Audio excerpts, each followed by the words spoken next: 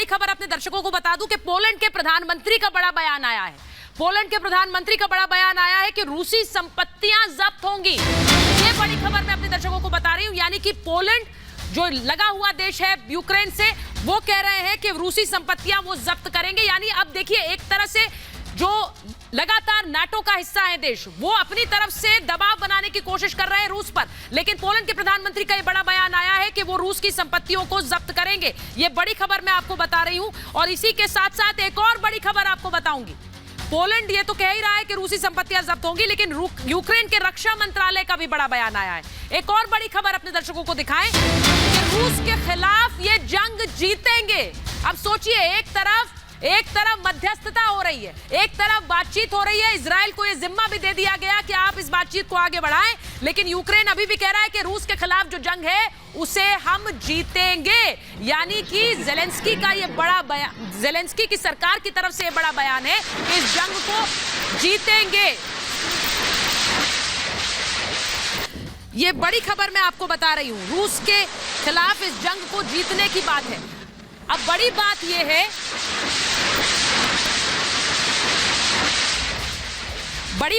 कि एक तरफ अमेरिका और चीन के बीच बातचीत हो रही है, कैसे स्थिति जो है वो अलग अलग देशों तक फैल रही है, मैं ये भी आपको बता रही हूं। एक तरफ अमेरिका और चीन के बीच रोम में बात हो रही है, इटली में बात हो रही है, वहीं दूसरी तरफ किस तरह से इजराइल मध्यस्थता के लिए सामने आ रहा है।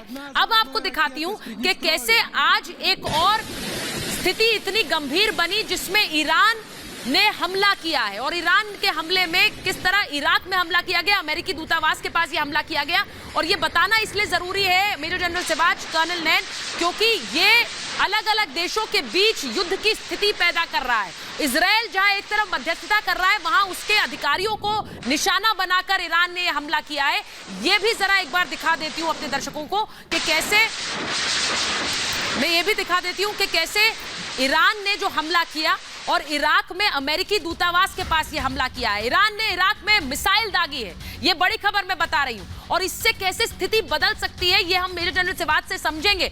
ईरान ने दागी है मिसाइल, और अमेरिकी दूतावास के पास ये मिसाइल गिरी है, इराक में जो अमेरिकन एम्बेसी है उसके पास, और ये कहा जा रहा है कि निशाने पर थे इजराइल और अमेरिका के अधिकारी, और खासकर इजराइल के अधिकारी।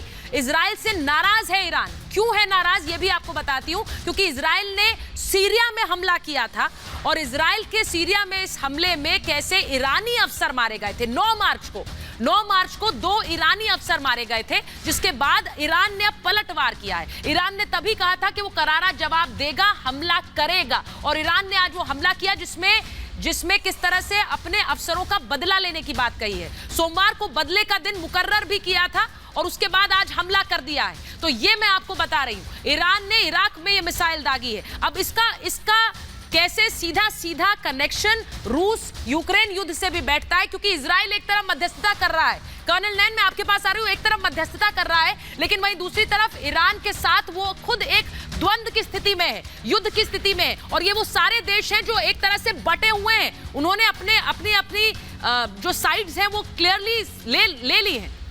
कर्नल नैन। सुचारिता, बिल्कुल सही कहा आपने। 12 के करीब फतेह मिसाइल जो है 110 उनको इदलिब के ऊपर अटैक किया गया, जो कि इसका अमेरिका का एयरबेस है। लेकिन बाद में ये खबर भी बताई गई कि वहाँ पे मोसाद, जो कि इजराइल की इंटेलिजेंस एजेंसी हैं, इनके ट्रेनिंग सेंटर्स खुले हुए थे, और चूंकि मोसाद ने ही एक ऑपरेशन किया था जो आपने बताया सीरिया के अंदर, जिसके अंदर कि इनके ईरान रिपब्लिकन आर्मी के जो करीब 2 सीनियर ऑफिसर्स जो हैं वो मारे गए थे, जैसे कि जनरल सुलेमानी को मारा गया था, अगर आपको याद हो, अमेरिका द्वारा, तो इसलिए वो गुस्से में था।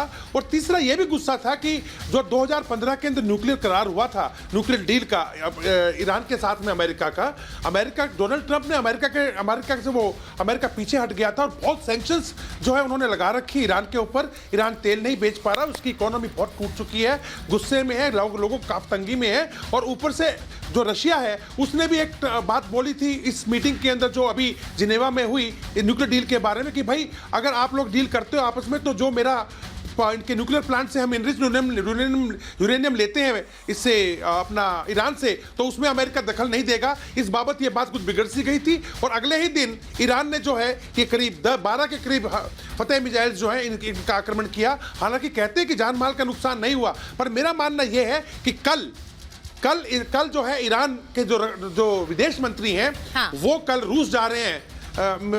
देखिए, बड़ी खबर। और मेरे को लगता है कि वो इसलिए जा रहे हैं ताकि उनको मना सके कि आप ये शर्त ना रखें कि यूरेनियम आप ले सकते हैं हमसे, ताकि कम से कम ये हमसे सैंक्शन हटाएं, हम तेल बेच सकें। ईरान और रूस के बीच बातचीत हो रही है। जो बात कर्नल नैन बता रहे हैं कि ईरान के जो प्रतिनिधि है वो रूस जा रहे हैं। इस बीच देखिए, मैंने तभी आपको बताया कि इजराइल और ईरान के बीच ये तनाव पैदा हो गया है, हमले के बाद तनाव पैदा हो गया। वहीं ईरान के प्रतिनिधि रूस जा रहे हैं। अब सोचिए कि इस युद्ध को लेकर भी बातचीत होगी। इस बीच जो बड़ी खबर है वो भी बताऊं कि यूरोप परिषद की संसदीय सभा से रूसी प्रतिनिधि मंडल हटा है।